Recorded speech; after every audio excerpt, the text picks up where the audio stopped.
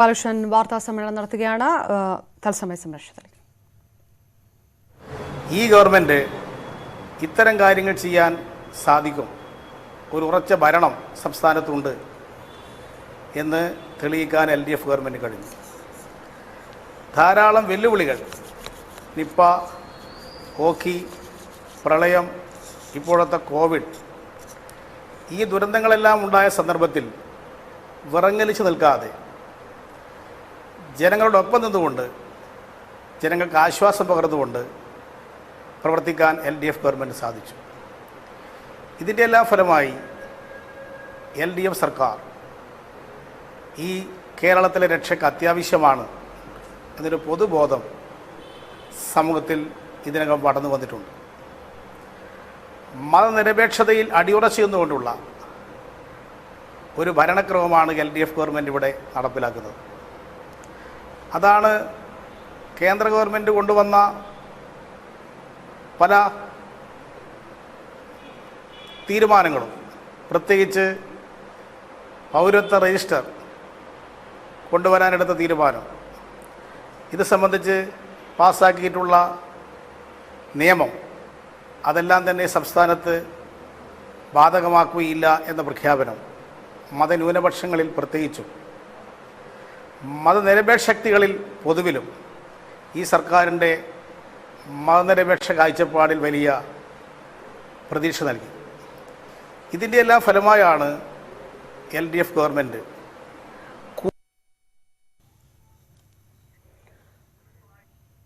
CPM സംസ്ഥാന secretary Kodiyeri Balakrishnan മാധ്യമങ്ങളോട് സംസാരിക്കുകയായിരുന്നു. വലിയ പ്രതിസന്ധികളെ സംസ്ഥാനം അഭിമുഖീകരിച്ചപ്പോഴെല്ലാം അത് തരണം ചെയ്യാനുള്ള ആർജവം ഇടതുപക്ഷ സർക്കാരിനുണ്ടായി എന്ന് വിശദീകരിക്കുകയായിരുന്നു അദ്ദേഹം. വിവിധ ഉദാഹരണങ്ങൾ നിരത്തിക്കൊണ്ട് ചില സാങ്കേതിക തടസ്സങ്ങൾ, അതിലേക്ക് വരാമെന്ന് കരുതുന്നു. മറ്റൊരു ജനക്ഷേമകരമായ പ്രവർത്തനങ്ങളുമായും വികസന പദ്ധതികളുമായും മുന്നോട്ട് പോകുന്ന LDF സർക്കാർ, അതിന് ലഭിച്ചൊരു അംഗീകാരമാണ് നിയമസഭാ ഉപതെരഞ്ഞെടുപ്പുകളിൽ UDFൻ്റെ കൈവശമുണ്ടായിരുന്ന പാല, കോന്നി, വട്ടിയൂർക്കാവ് മണ്ഡലങ്ങൾ LDFന് വിജയിക്കാൻ സാധിച്ചത്. ഇത് രാഷ്ട്രീയ രംഗത്ത് LDFന് അനുകൂലമായി വന്നുകൊണ്ടിരിക്കുന്ന പ്രതിഫലനമാണ് ആ ഘട്ടത്തിൽ തന്നെ വ്യക്തമാക്കിയത്. ഈ സ്ഥിതി UDF നേതൃത്വത്തെ പരിഭ്രാന്തരാക്കിയിരിക്കുകയാണ്. ഇതിൻ്റെ ഫലമായി UDF നേതൃത്വം ഇന്നത്തെ അവരുടെ പ്രവർത്തനം കൊണ്ട് ഇടതുപക്ഷ മുന്നണിയെ നേരിടാൻ കഴിയില്ല എന്ന തിരിച്ചറിവിലേക്ക് എത്തിയിരിക്കുകയാണ്.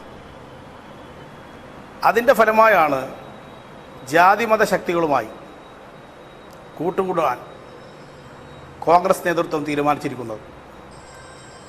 ജമാഅത്തെ ഇസ്ലാമി, SDPI എന്നിവരുമായി മുന്നണി ഉണ്ടാക്കാനാണ് മുസ്ലിം ലീഗും കോൺഗ്രസും കൂടി തീരുമാനമെടുത്തിട്ടുള്ളത്.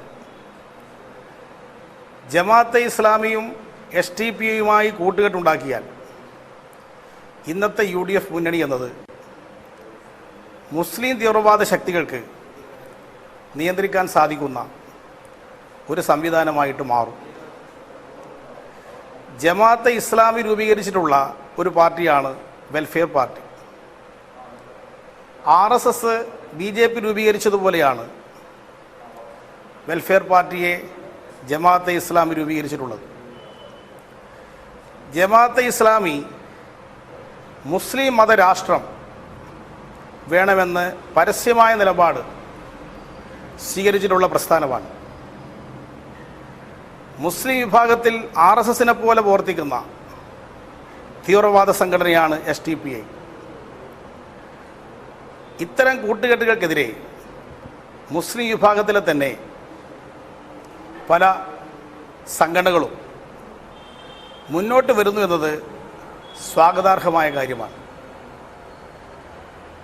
സുന്നി വിഭാഗങ്ങളും മുജാഹിദ് വിഭാഗങ്ങളുമെല്ലാം ഇത്തരം കൂട്ടുകെട്ടുകളുടെ ആപത്തുകൾ പരസ്യമായി ചൂണ്ടിക്കാണിക്കാൻ തയ്യാറായി രംഗത്ത് വന്നിരിക്കുകയാണ്. സമസ്ത കേരള ജംഇയ്യത്തുൽ ഉലമ അവരുടെ മുഖപത്രമായ സുപ്രഭാതത്തിൽ ജമാഅത്തെ ഇസ്ലാമി മുസ്ലിം ലീഗ് ബാന്ധവത്തെ തുറന്നു നിർത്തിയിരിക്കുകയാണ്. മതമൗലികവാദ കൂട്ടുകെട്ട് സമതുലിതാവസ്ഥ തകർക്കും എന്ന് സുപ്രഭാതം പത്രം മുന്നറിയിപ്പ് നൽകിയിരിക്കുകയാണ്. അതിനകത്ത് ഈ കൂട്ടുകെട്ടിനെ സംബന്ധിച്ച് സൂചിപ്പിച്ചിട്ടുള്ള കാര്യങ്ങൾ വളരെ പ്രസക്തമാണ്. അതിൽ പറയുന്നത് തന്നെ ജമാഅത്തെ ഇസ്ലാമി അന്തർദേശീയ മാനമുള്ള മതരാഷ്ട്രീയ സംഘടനയാണ്.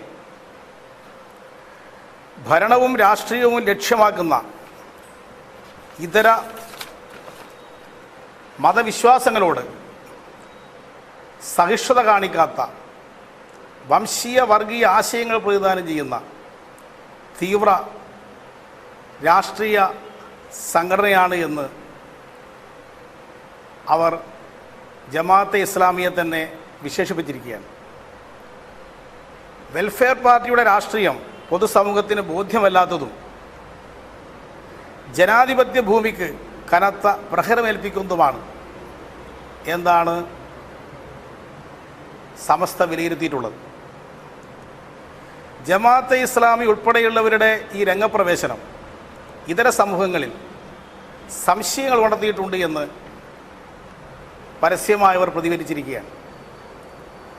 ഇത്തരം നിലപാടുകൾ ഈ കൂട്ടുകെട്ടിനെതിരെ മുസ്ലിം വിഭാഗത്തിൽ നിന്ന് ഉയർന്നു വരുന്നത് വ്യക്തമാക്കുന്നത് മുസ്ലിം ബഹുജനങ്ങൾ ഇത്തരം വർഗീയ കൂട്ടുകെട്ടുകളെ അംഗീകരിക്കുകയില്ല എന്നതിൻ്റെ വ്യക്തമായ പ്രതിഫലനമാണ്. ജമാഅത്തെ ഇസ്ലാമിക്കെതിരെ ശക്തമായ നിലപാട് സ്വീകരിച്ച ഒരു രാഷ്ട്രീയ പ്രസ്ഥാനമായിരുന്നു മുസ്ലിം ലീഗ്. പ്രത്യേകിച്ച് 2010 വരെ ലീഗ് കടുത്ത നിലപാടുകൾ ഇവർക്കെതിരായി സ്വീകരിച്ചിരുന്നു. SDPI-യുമായി യാതൊരുവിധ കൂട്ടുകെട്ടും ഉണ്ടാക്കുകയില്ല എന്നായിരുന്നു ലീഗ് പ്രഖ്യാപിച്ചിരുന്നത്. ഡോക്ടർ MK മുനീറിൻ്റെ നേതൃത്വത്തിൽ ഇവർക്കെതിരെ ശക്തമായ പ്രചരണ പരിപാടികൾ തന്നെ ഒരു ഘട്ടത്തിൽ ലീഗ് സംഘടിപ്പിച്ചിരുന്നു. എന്നാൽ ലീഗ് എന്തുകൊണ്ട് ഇപ്പോൾ ഈ നിലപാട് മാറ്റി? ഇവരുമായി കൂട്ടുകൂടുന്നതിന് നേരത്തെ എതിരായി പറഞ്ഞ കാര്യങ്ങളെല്ലാം ലീഗ് എന്തുകൊണ്ടാണ് വിസ്മരിക്കുന്നത്? ഇത് താൽക്കാലികമായി അവർക്ക് കാര്യലാഭം നേടാൻ ചില സീറ്റുകൾ ലക്ഷ്യമാക്കിക്കൊണ്ടുണ്ടാക്കുന്ന ഒരവസരവാദ കൂട്ടുകെട്ടാണ്. ഇന്ത്യയിൽ നിലനിൽക്കുന്ന വ്യവസ്ഥ അനിസ്ലാമികമാണ് എന്ന നിലപാട് സ്വീകരിച്ച സംഘടനയാണ് ജമാഅത്തെ ഇസ്ലാമി. അത്തരമൊരു സംഘടനയുമായി കൂട്ടുകൂടാൻ മതനിരപേക്ഷ പ്രസ്ഥാനമെന്ന് അവകാശപ്പെടുന്ന കോൺഗ്രസ് പാർട്ടിക്ക് എങ്ങനെയാണ് സാധിക്കുന്നത്? ഈ കൂട്ടുകെട്ടിനെ എതിർക്കാൻ കോൺഗ്രസ് ഇതുവരെ തയ്യാറായിട്ടില്ല. കോൺഗ്രസിൻ്റെ അനുഗ്രഹായുസ്സുകളോടുകൂടിയാണ് മുസ്ലിം ലീഗ്, ജമാഅത്തെ ഇസ്ലാമി, SDPI കൂട്ടുകെട്ട്. ഇത് സാധാരണഗതിയിലുള്ളൊരു ഇവിടെയുള്ള കോൺഗ്രസ് നേതൃത്വം മാത്രം അറിഞ്ഞുകൊണ്ടൊരു കൂട്ടുകെട്ടല്ല. കേരളത്തെ കോൺഗ്രസിൻ്റെ ഭാഗമാണ് ഇപ്പോൾ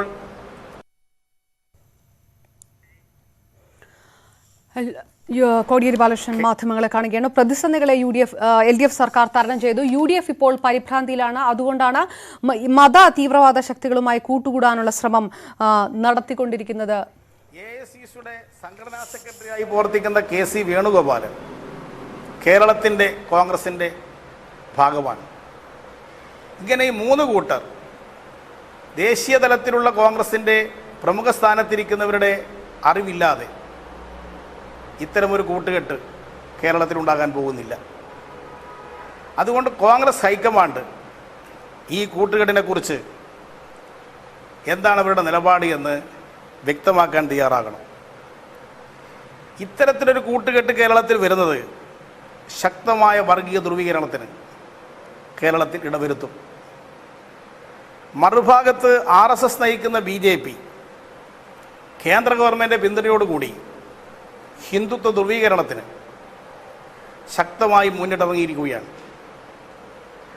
ഒരു ഭാഗത്ത് RSSന്റെ നേതൃത്വത്തിൽ ഹിന്ദുത്വം ലക്ഷ്യമാക്കി പ്രവർത്തിക്കുന്ന ഒരു മുന്നണിയും, മറുഭാഗത്ത് മുസ്ലിം ലീഗ് SDPI ജമാഅത്തെ ഇസ്ലാമി മുന്നണിയും കൂടി ചേരുമ്പോൾ രണ്ട് വർഗീയ ശക്തികൾ തമ്മിലുള്ള ധ്രുവീകരണത്തിലാക്കാണ് കേരള രാഷ്ട്രീയത്തെ കൊണ്ടുപോകാൻ ഇവർ പരിശ്രമിക്കുന്നത്. UDFൻ്റെ ഈ നീക്കം, കോൺഗ്രസിൻ്റെ ഈ സമീപനം RSSൻ്റെ നിലപാടുകൾക്ക് ശക്തി പകരുകയാണ് ചെയ്യുക.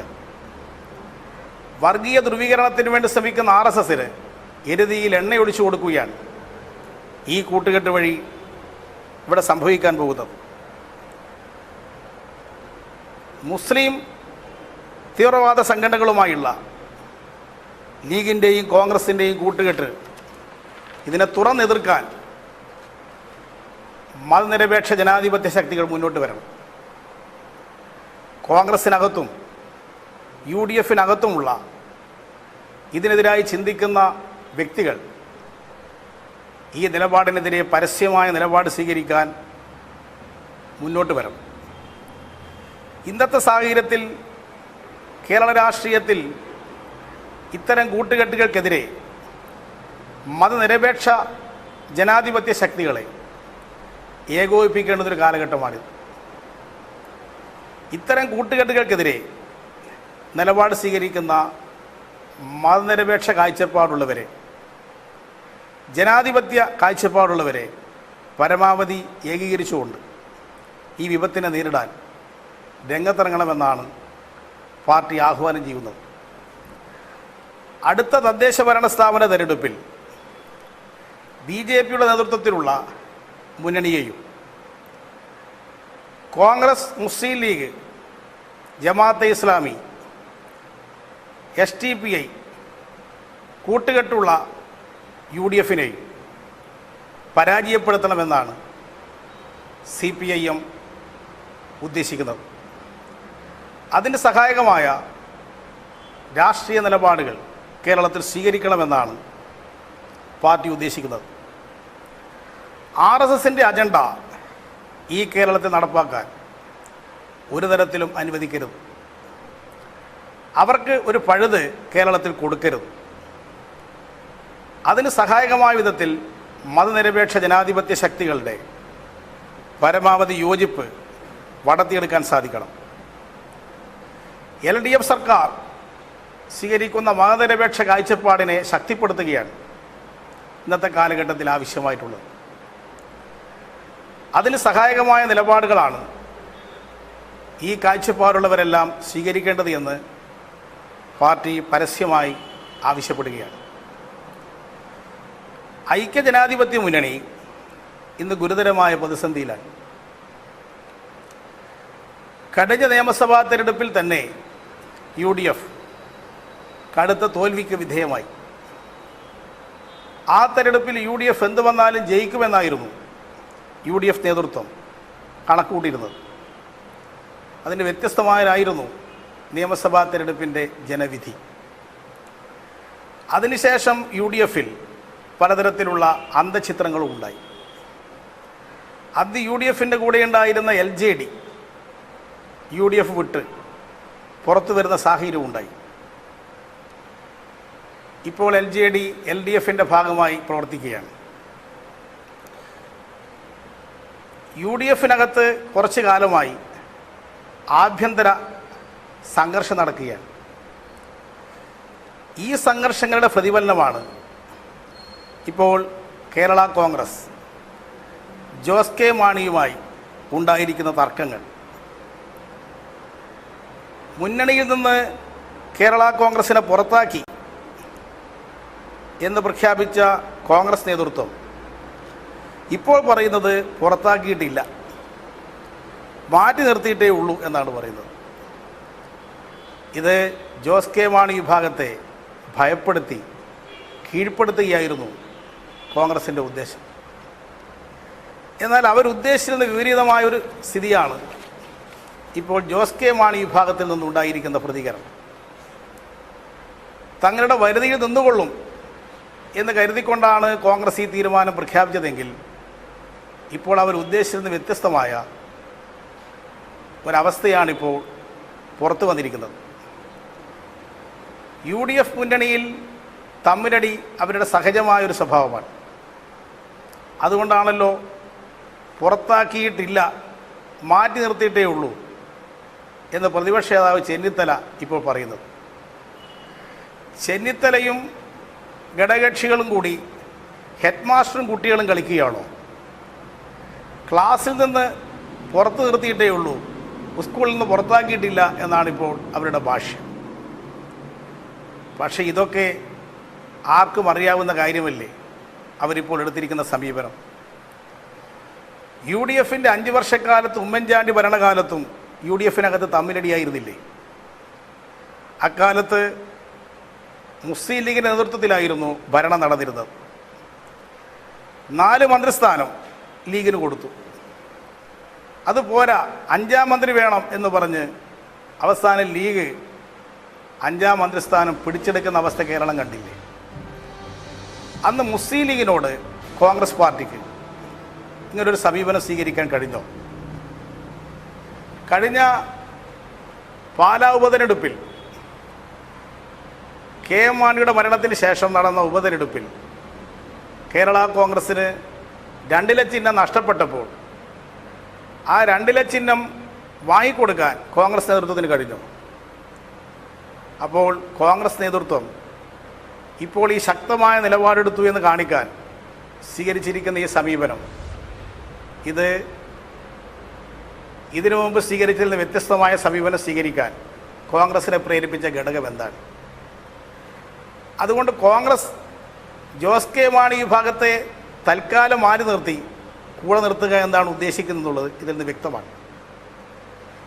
കേരള കോൺഗ്രസ് ജോസഫും മാണിയും കൂടി ഉൾക്കൊള്ളുന്ന കേരള കോൺഗ്രസ് തന്നെ കഴിഞ്ഞ നിയമസഭാ തെരഞ്ഞെടുപ്പിന് ശേഷം കുറച്ചു കാലം UDF വിട്ട് പുറത്തു നിന്നിരുന്നു. അന്ന് കേരള കോൺഗ്രസിനെ അനുനയിപ്പിക്കാൻ പിന്നീട് ഇടപെട്ടത് ചെങ്ങന്നൂർ ഉപതെരഞ്ഞെടുപ്പിൽ UDF എങ്ങനെയെങ്കിലും ജയിക്കണമെന്നുള്ള ഉദ്ദേശത്തിലായിരുന്നില്ലേ?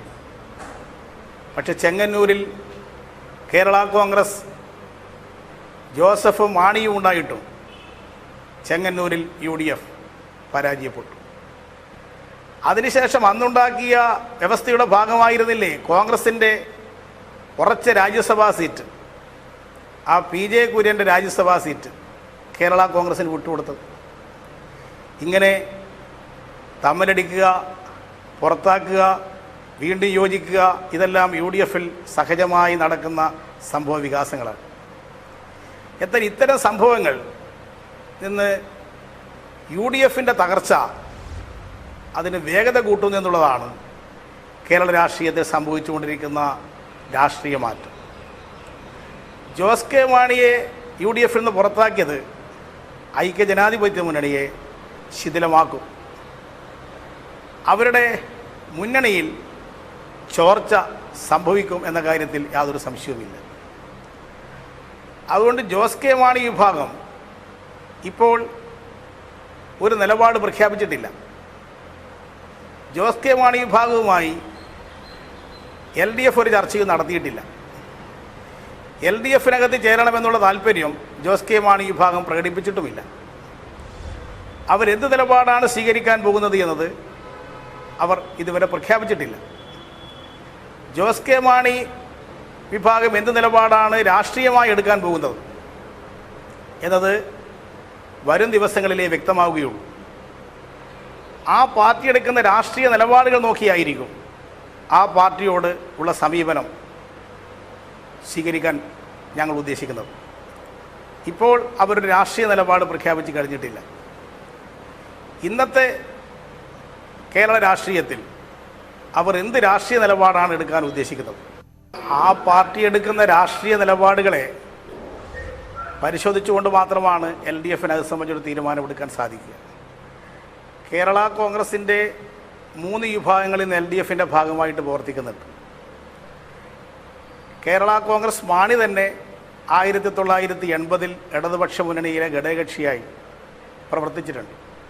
ഇത്തരത്തിലുള്ള അനുഭവങ്ങളെല്ലാം ഈ പാർട്ടിയെ സംബന്ധിച്ച് ഞങ്ങൾക്കുണ്ട് എന്നത് വസ്തുതയാണ്.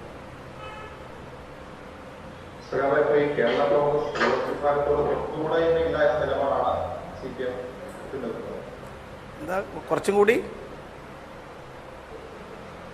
കേരള കോൺഗ്രസ് ജോസ് വിഭാഗത്തോട് തൊട്ടുകൂടായ്മയില്ല എന്ന നിലപാടിലേക്കാണ് CPM എത്തുന്നത് അല്ലെ? അല്ല, ഇപ്പം അങ്ങനെ ഒരു കാര്യവും ഞാൻ പ്രഖ്യാപിച്ചതിനകത്ത് ഇല്ലല്ലോ. അവരുടെ രാഷ്ട്രീയ നിലപാടുകൾ നോക്കി നിലപാടെടുക്കാം എന്നുള്ളതാണ്.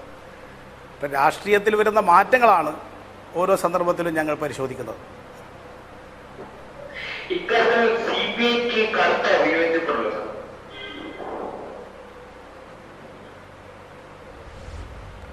എന്താ തമ്പി കേട്ടില്ല?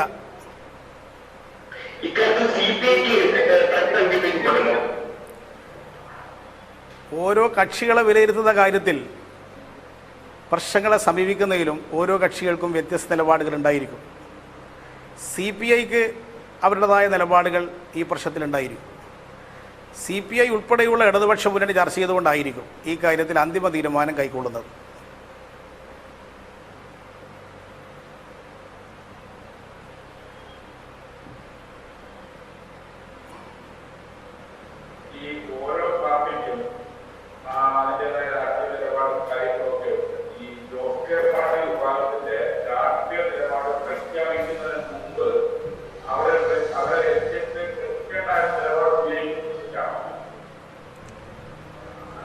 ആ പാർട്ടിയുടെ ഇപ്പോഴത്തെ ഒരു തീരുമാനവും പുറത്തു വന്നിട്ടില്ല. അവർ UDFൽ നിന്ന് പുറത്തു നിൽക്കുന്നതെന്ന് മാത്രമേ ഉള്ളൂ.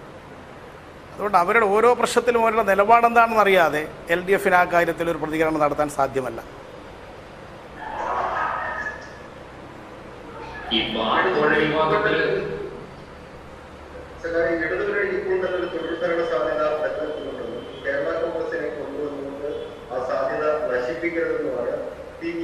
ഏറ്റവും പ്രധാനപ്പെട്ട ഘടകകക്ഷിയുടെ സംസ്ഥാന സെക്രട്ടറി തന്നെ പറയുന്നത് CPM ഇങ്ങനൊരു ആഗ്രഹം മുന്നോട്ട് വെക്കുമ്പോഴും പ്രധാന ഘടകകക്ഷിയായ CPI പറഞ്ഞ് ബോധ്യപ്പെടുത്താൻ CPMന് കഴിയാത്തത് നോക്കാം.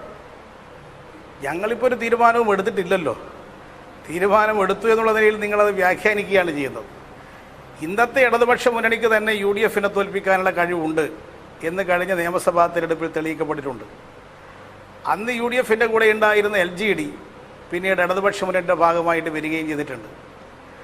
തദ്ദേശഭരണ ഉപതെരഞ്ഞെടുപ്പുകളിലും LDFന് വിജയിക്കാൻ സാധിച്ചിട്ടുണ്ട്. അസംബ്ലി ഉപതെരഞ്ഞെടുപ്പുകളിലും LDFന് വിജയിക്കാൻ സാധിച്ചിട്ടുണ്ട്. പക്ഷെ മുന്നണിയെ സംബന്ധിച്ച് ഞങ്ങൾക്കുള്ള കാഴ്ചപ്പാട് CPIMന് കേരളത്തിൽ തനിച്ച് ഭരണം കിട്ടുന്നൊരു സാഹചര്യം വന്നാലും ഞങ്ങൾ മുന്നണിയായിട്ട് തന്നെയേ മത്സരിക്കുള്ളൂ. ഞങ്ങൾക്ക് ഒറ്റയ്ക്ക് ഭരണം കിട്ടുമോ എന്നുള്ളത് നോക്കിയിട്ടല്ല വിവിധ കക്ഷികളുമായിട്ട് ധാരണയും നീക്കുപോക്കും മുന്നണിയും ഉണ്ടാക്കുന്നത്. ഇടതുപക്ഷ ജനാധിപത്യ പ്രസ്ഥാനത്തെ കൂടുതൽ വിപുലീകരിക്കാൻ സാധ്യമാകുന്ന അവസരങ്ങൾ ഞങ്ങൾ ഉപയോഗിക്കും. CPMന് മാത്രം ജയിക്കാൻ പറ്റുന്ന കുറേയധികം പഞ്ചായത്തുകൾ സംസ്ഥാനത്തുണ്ട്. ആ പഞ്ചായത്തുകളിലും മറ്റൽ ഘടകകക്ഷികളുമായി നമ്മൾ മുന്നണി ഉണ്ടാക്കിയിട്ടാണ് മത്സരിക്കുന്നത്. കേരളത്തിൽ LDFൽ CPMന് മാത്രമായി ഭരിക്കാൻ സാധിക്കുന്ന ഒരു സാഹചര്യം വന്നാലും ഇടതുപക്ഷ മുന്നണിയായിട്ട് തന്നെ CPIM പ്രവർത്തിക്കും. അത് മുന്നണിയെ സംബന്ധിച്ചുള്ള ഞങ്ങളുടെ കാഴ്ചപ്പാട് അത്തരത്തിലുള്ളതാണ്.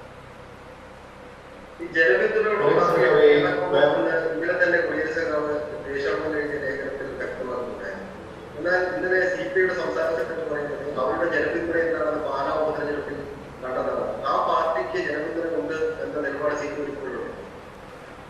UDFനകത്ത് ജനപിന്തുണയുള്ള കക്ഷികളൊന്ന് കോൺഗ്രസും മുസ്ലിം ലീഗും കഴിഞ്ഞാൽ ആ മുന്നണിക്കകത്ത് കേരള കോൺഗ്രസിനാണ് ജനപിന്തുണയുള്ള ഒരു കക്ഷി.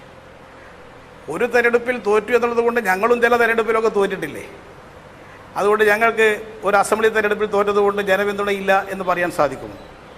പിന്നെ ഒറ്റയ്ക്ക് മത്സരിച്ച് കഴിഞ്ഞാൽ ഓരോരുത്തരുടെ സ്വാധീനം എന്താണ് എന്നുള്ളത് സ്വാഭാവികമായിട്ടും കാനൻ രാജേന്ദ്രൻ പറഞ്ഞ് ശരി തന്നെയാണ്. ഒറ്റയ്ക്ക് മത്സരിച്ചാൽ ഓരോരുത്തർക്കും സ്ഥിതി എന്താകുമെന്നുള്ളത് മുൻകാല അനുഭവങ്ങളുണ്ട്. ഇപ്പോൾ ഒരാളും ഒറ്റയ്ക്ക് മത്സരിക്കുന്നില്ലല്ലോ കേരളത്തിൽ. 1965 ഒറ്റയ്ക്ക് മത്സരിച്ച അനുഭവം നമുക്കുള്ളത്. അതിനുശേഷം കേരളത്തിൽ ആരും ഒരു പാർട്ടിയും ഒറ്റയ്ക്ക് മത്സരിച്ചിട്ടില്ല. 1965 ഓരോ പാർട്ടി കിട്ടിയ സീറ്റുകളും മുന്നണിയുമൊക്കെ ചരിത്രത്തിൻ്റെ ഭാഗവുമാണ്. അതുകൊണ്ട് CPI സെക്രട്ടറി കാനൻ രാജേന്ദ്രൻ പറഞ്ഞതിനോട് വിയോജിക്കേണ്ടുന്നൊരു കാര്യം ഈ പ്രശ്നത്തിലില്ല. ഒറ്റയ്ക്ക് നിന്നാൽ ആരും ഒരു ശക്തിയല്ല എന്ന് അദ്ദേഹം പറഞ്ഞത് ശരി തന്നെയാണ്. കേരള കോൺഗ്രസ് പൊതുവിൽ മാറ്റി ഇപ്പോൾ ഈ ജോസ് വിഭാഗം എത്രത്തോളം സ്വാധീനമുള്ളവരാണ്? മധ്യതിരുവിതാംകൂറടക്കം അവരുടെ ശക്തി എങ്ങനെയാണ് CPM നോക്കിക്കാണുന്നത്? ഇന്നത്തെ നിലയിൽ പല സ്ഥലത്തു നിന്നും കിട്ടുന്ന റിപ്പോർട്ട് കേരള കോൺഗ്രസിനകത്ത് ജോസ് വിഭാഗത്തിന് പല സ്ഥലത്തും സ്വാധീനമുണ്ട് എന്നുള്ളത് തന്നെയാണ്. അത് ഓരോ പാർട്ടികളും ഇപ്പോൾ CPMന് നോക്കുമ്പോൾ CPM-ന്റെ അത്ര സ്വാധീനം ഉണ്ടോ എന്ന് ചോദിച്ചാൽ ഉണ്ടാവില്ല. അവരുടെ സ്വാധീനം അവരുടേതായ ചില മേഖലകളിലാണ്. കേരളത്തിലാകെ എല്ലാ മണ്ഡലങ്ങളിലും ഒരേപോലെ സ്വാധീനമുള്ളൊരു കക്ഷിയല്ല കേരള കോൺഗ്രസ്. മുസ്ലിം ലീഗ് അവരുടെ കേന്ദ്രങ്ങളിലാണ് സ്വാധീനമുള്ളത്. കേരളത്തിലാകെ എല്ലാ മണ്ഡലത്തിലും ഒരുപോലെ സ്വാധീനമില്ല. പക്ഷെ ചില മണ്ഡലങ്ങളിൽ കേരള കോൺഗ്രസിന് UDF-നെ വിജയിപ്പിക്കാനും UDF-നെ തോൽപ്പിക്കാനും കഴിയും. അതാണ് ഈ കക്ഷികൾക്ക് ഓരോ പാർട്ടികൾക്കുമുള്ള സ്വാധീനം വിലയിരുത്തുമ്പോൾ പ്രധാനമായി കേരള രാഷ്ട്രീയത്തിൽ മുന്നണി സംവിധാനത്തിൽ പരിശോധിക്കപ്പെടുന്നത്.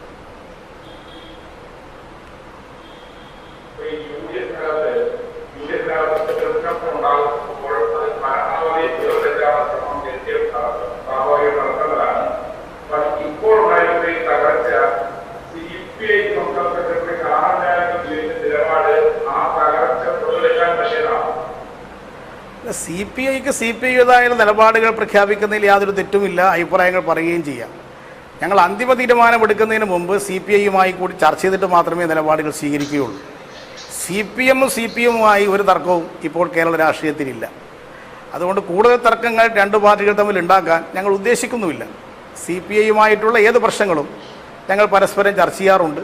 ഇത് സംബന്ധിച്ചുള്ള കാര്യങ്ങളും കൂടുതൽ വ്യക്തത വരുത്താൻ അത്തരത്തിലുള്ള പരിശോധന ഞങ്ങൾ തമ്മിൽ നടത്തും. LDF-നകത്തും ചർച്ച ചെയ്തിട്ട് മാത്രമേ ഏതൊരു കാര്യവും തീരുമാനിക്കുകയുള്ളൂ. അങ്ങനെ ചർച്ച ചെയ്യപ്പെടുന്നൊരു സ്ഥിതിയിലേക്കൊന്നും ഇപ്പോൾ കാര്യങ്ങൾ എത്തിയിട്ടില്ല എന്നതാണ് വസ്തുത.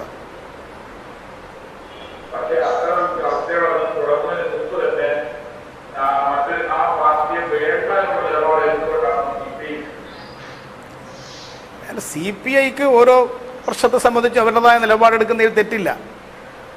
ഓരോ പാർട്ടികൾക്കും LDF-ൽ ഓരോ ഘടകകക്ഷികൾക്കും ഈ കാര്യത്തിൽ അവരുടേതായ അഭിപ്രായം ഉണ്ടായിരിക്കും. അങ്ങനെ എല്ലാവരുടെയും അഭിപ്രായങ്ങൾ പരിശോധിച്ചുകൊണ്ടായിരിക്കും LDF ഈ കാര്യത്തിൽ ഒരു അന്തിമ തീരുമാനമെടുക്കുക.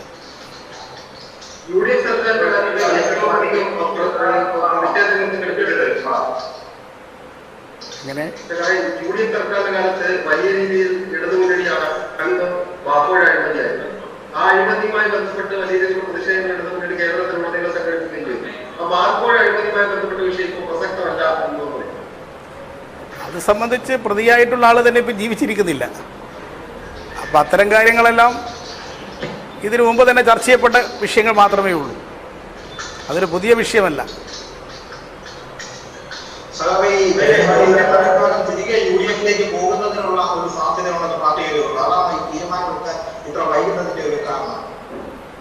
അല്ല, അവർക്ക് UDF-ലേക്ക് തന്നെ തിരിച്ചു പോകണമെന്നാണ് അവർ ഉദ്ദേശിക്കുന്നതെങ്കിൽ ഞങ്ങൾ തടസ്സപ്പെടുത്താൻ ഉദ്ദേശിക്കുന്നില്ല.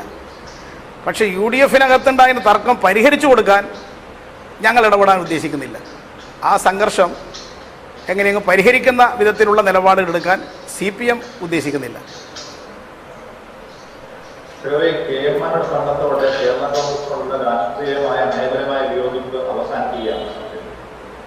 അല്ല, അതിപ്പോൾ അതൊരു വിഷയമല്ല.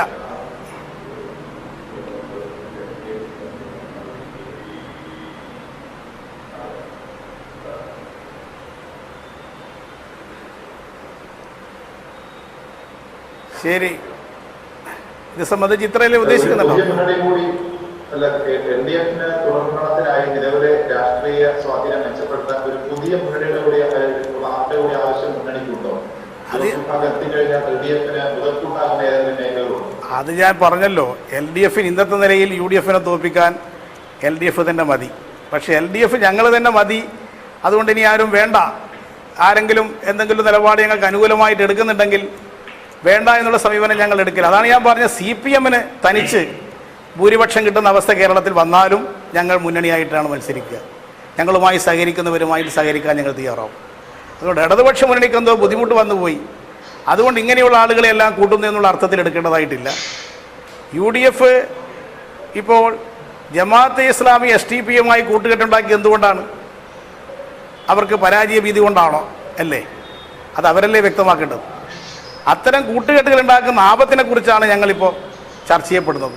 ആ കൂട്ടുകെട്ടുകൾക്കെതിരായിട്ട് ചിന്തിക്കുന്നവരുമായിട്ട് ആശയവിനിമയം നടത്തി പരമാവധി പേരെ യോജിപ്പിക്കാനുള്ള പരിശ്രമങ്ങൾ സംഘടിപ്പിക്കണമെന്നാണ് ഞങ്ങളുടെ കാഴ്ചപ്പാട്.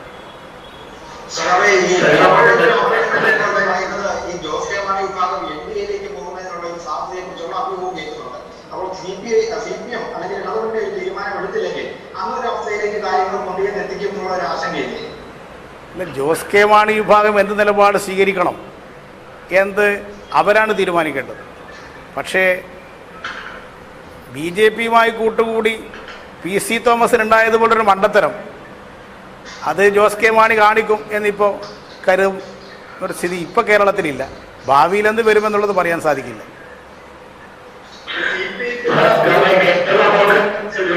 വിഭാഗം LDFിന്റെ ഭാഗമായിരുന്നു. പിന്നീട് മന്ത്രിസ്ഥാനം രാജിവെച്ച് തിരിച്ച് UDFിലേക്ക് പോകുന്നൊരു അവസ്ഥ നമ്മൾ കണ്ടതാണ്. അതുകൊണ്ട് തന്നെ എന്തൊരു ധൈര്യത്തിലാണ് ഇപ്പോൾ ജോസ് കെ മാണിയെ LDFിലേക്ക് തിരിക്കുക? നിങ്ങളിതൊക്കെ വ്യാഖ്യാനിക്കുന്നതാണ്. അങ്ങനെ ഒരു തീരുമാനം ഇപ്പം ഞാൻ പറഞ്ഞതിനകത്തില്ല. അവരുടെ രാഷ്ട്രീയ നിലപാടുകൾ നോക്കിയതിന് ശേഷം LDF തീരുമാനിക്കുമെന്നാണ് ഞാൻ പറഞ്ഞത്.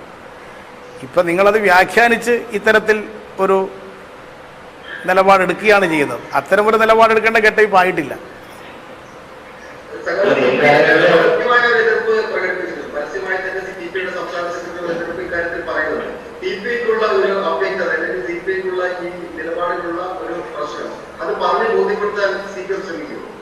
CPI എന്ത് നിലപാട് സ്വീകരിക്കണമെന്ന് തീരുമാനിക്കേണ്ട CPM അല്ല. അതുപോലെ CPM എന്ന നിലപാട് സ്വീകരിക്കണമെന്ന് മറ്റൊരു പാർട്ടിയും നിർദ്ദേശിക്കാനും പാടില്ല. അത് ഓരോ പാർട്ടികൾക്കും അർഹതപ്പെട്ടിട്ടുള്ള കാര്യമാണ്. LDF ഒരു തീരുമാനത്തിലേക്ക് പോകുമ്പോൾ ഘടകകക്ഷികളായ എല്ലാവരുടെയും അഭിപ്രായം പരിഗണിച്ചുകൊണ്ടായിരിക്കും അന്തിമ തീരുമാനമെടുക്കുക. അത് CPIക്ക് മാത്രമല്ല, LDFിലെ എല്ലാ ഘടകകക്ഷികൾക്കും ഇത് സംബന്ധിച്ചുള്ള അഭിപ്രായങ്ങൾ എന്താണെന്ന് പരിശോധിച്ചുകൊണ്ടായിരിക്കും LDF ഒരു തീരുമാനത്തിലേക്ക് എത്തുക. ഇത് LDFുമായി സഹകരിക്കേണ്ട ഒരു സാഹചര്യം വരികയാണെങ്കിൽ ആ ഘട്ടത്തിൽ ചർച്ച ചെയ്യപ്പെടേണ്ട ഒരു കാര്യം മാത്രമാണ്. ഈ ജോസ് കെ മാണി കഴിഞ്ഞ ദിവസം വാർത്താസമ്മേളനം നടത്തിയപ്പോൾ പറഞ്ഞത് കുറച്ച് നാള് ഒരു മുന്നണിയുടെയും ഭാഗമായി നിൽക്കാതെ സ്വതന്ത്രമായി നിൽക്കാനാണ് തീരുമാനിച്ചിട്ടുള്ളത് എന്നാണ്. അത് നേരത്തെയും അവർ കുറച്ചു കാലം സ്വതന്ത്രമായി ജോസ് കെ മാണിയും മറ്റേ PJ ജോസഫും എല്ലാമുള്ള കേരള കോൺഗ്രസ് സ്വതന്ത്ര നിലപാട് സ്വീകരിച്ച് പ്രവർത്തിച്ചവരാണ്. പിന്നീടാണല്ലോ ചെങ്ങന്നൂർ ഉപതെരഞ്ഞെടുപ്പിന്റെ ഘട്ടത്തിൽ അവർ തിരിച്ചുപോയത്. അതുകൊണ്ട് തനിച്ച് നിൽക്കുന്നൊരു സാഹചര്യം കേരളത്തിലെ ഏതെങ്കിലും രാഷ്ട്രീയ പാർട്ടി ഒരു മുന്നണിയുമില്ലാതെ നിൽക്കുന്നൊരു സാഹചര്യം വരുമെന്ന് ഞാൻ കാണുന്നില്ല. അത് ഭാവിയിൽ പരിശോധിക്കപ്പെടേണ്ടുന്നൊരു കാര്യമാണ്.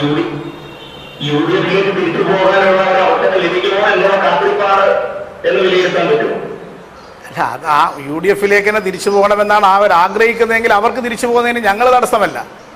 പക്ഷെ ഞങ്ങളെ UDFിലേക്ക് തന്നെ തിരിച്ചു പോകണം എന്നൊരു നിലപാടിലേക്ക് എത്തിക്കാൻ ഞങ്ങൾ ഉദ്ദേശിക്കുന്നില്ല.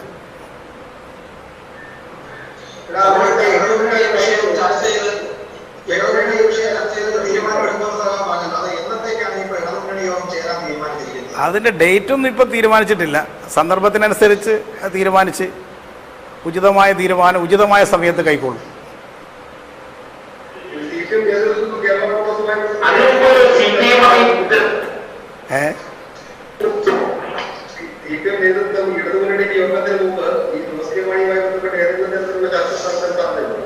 ഞങ്ങളിപ്പോൾ ഇതുവരെ ഒരു ചർച്ച ജോസ് കെ മാണിയുമായിട്ട് നടത്തിയിട്ടില്ല. അങ്ങനെ ഒരു ചർച്ചയ്ക്കുള്ള താല്പര്യം ജോസ് കെ മാണി ഞങ്ങളുടെ മുമ്പിൽ പ്രകടിപ്പിച്ചിട്ടുമില്ല. അങ്ങനത്തെ സ്ഥിതി വരുന്ന സന്ദർഭത്തിൽ മാത്രമേ അത് ആലോചിക്കേണ്ട കാര്യമുള്ളൂ. ഇതുവരെ അങ്ങനെ ഒരു ഡെവലപ്മെന്റ് ഉണ്ടായിട്ടില്ല.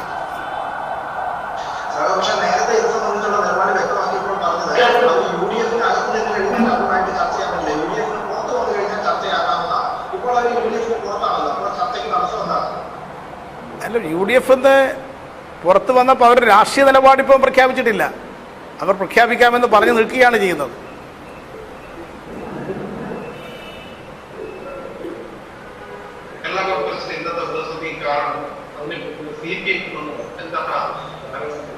എങ്ങനെ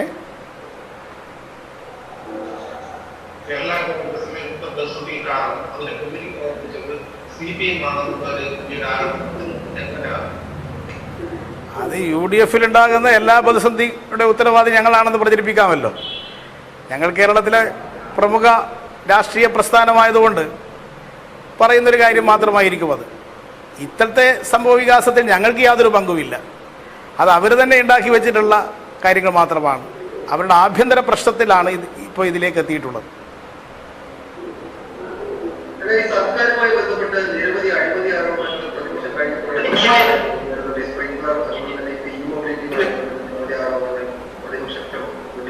CPM നേതൃത്വത്തിൽ ഉയർന്നിരുന്ന ആരോപണങ്ങൾ എല്ലാ ഘട്ടത്തിലും പരിശോധിക്കുമ്പോൾ CPM നേതൃത്വം പറയുകയും ചെയ്തിട്ടുണ്ട്.